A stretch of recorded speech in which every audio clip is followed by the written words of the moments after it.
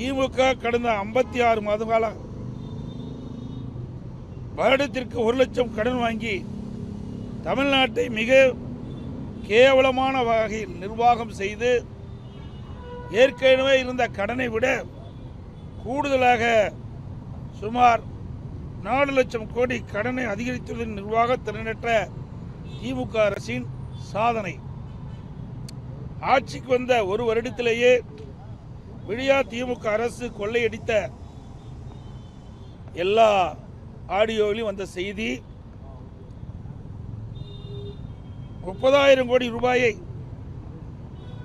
திரு சபரீசன் அவர்களும் திரு உதயநிதி அவர்களும் என்ன செய்வதென்று தெரியாமல் தவித்து வருவதாக அப்போதைய நிதியமைச்சர் திரு பழனிவேல் தியாகராஜன் அவர்கள் தெரிவித்தது அனைவரும் அறிவீர்கள்.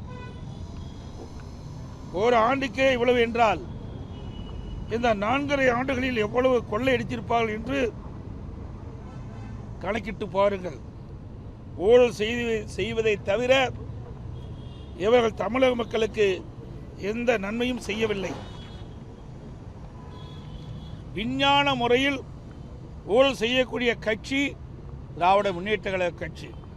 அந்த வகையில் அரசின் பல்வேறு துறைகளில் மிக அதிக அளவில் ஊழல் செய்து தமிழக மக்களை அதிர்ச்சிக்குள்ளாகி இருக்கிறது என்பதை இந்த நேரத்தில் மேதக ஆளுநருக்கு அவர்களுக்கு சுட்டிக்காட்டுகின்றோம்.